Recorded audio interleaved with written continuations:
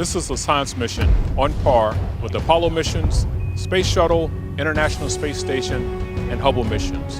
For nearly 2 decades, thousands of people around the world, many spending their entire careers, built the James Webb Space Telescope. And it all comes down to this.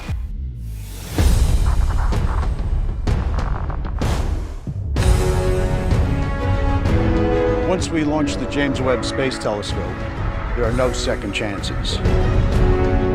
We have 300 single-point failure items, and they all have to work right. When you're 1,000,000 miles away from the Earth, you can't send someone to fix it.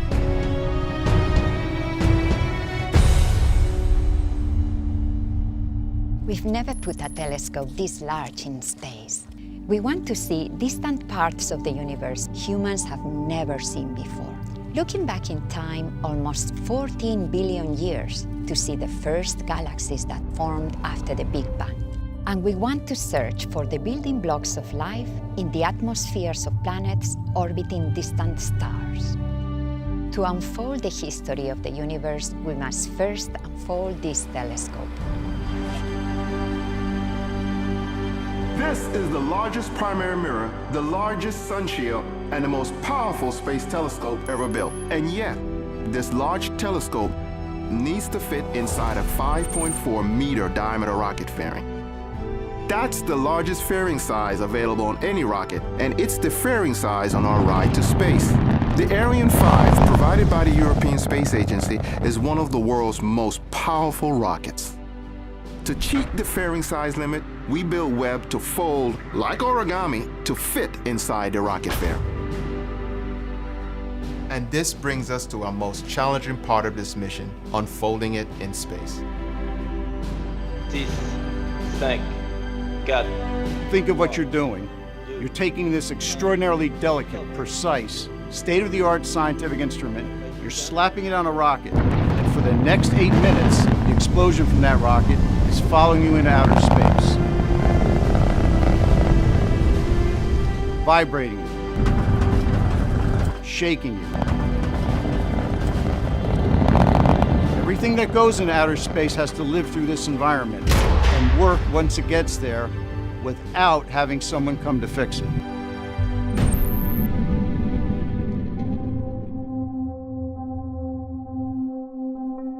Two weeks. That's how long it will take to fully deploy the Webb telescope. We can take longer if we need to, but those 2 weeks after launch are going to be nail-biters. This is the Mission Operations Center at the Space Telescope Science Institute in Baltimore. Those 2 weeks after launch will be like our Super Bowl, World Cup, you pick the analogy. Years of training comes down to these moments. The Webb Observatory has 50 major deployments, 50 depending on how you categorize them, and 178 release mechanisms must work to deploy those 50 parts.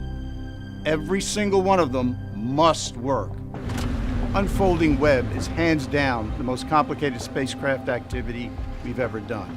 Then again, nothing about Webb is easy. We've never done any of this before. There's nothing simple about sending anything into space. You can't do it without taking risks. This mission is squarely in new spacecraft territory. Webb is the perfect example of science desire driving engineering capability to new frontiers.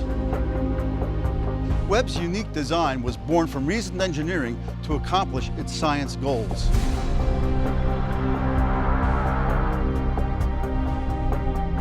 Here's the plan.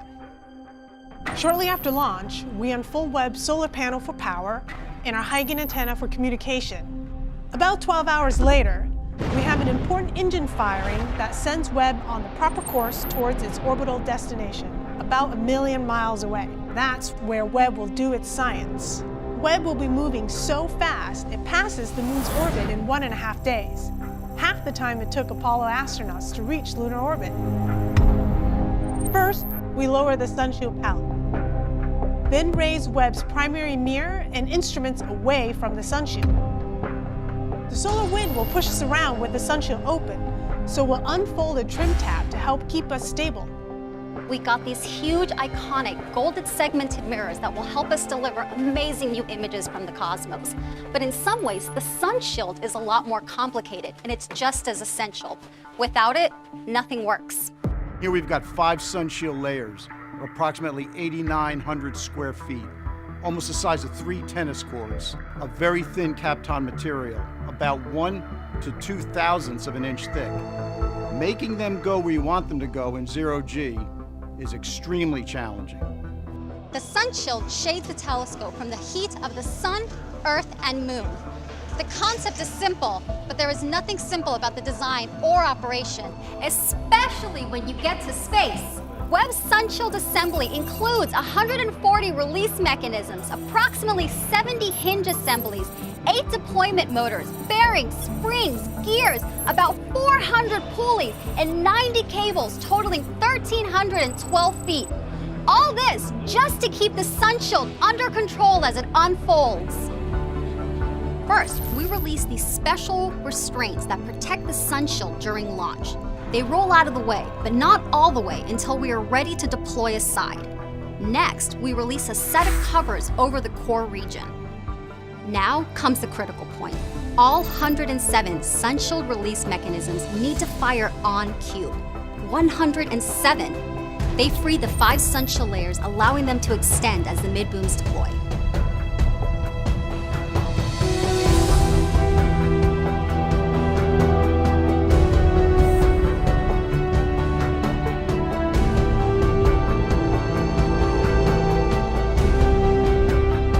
Sun shield fully deployed, we start setting up the optics.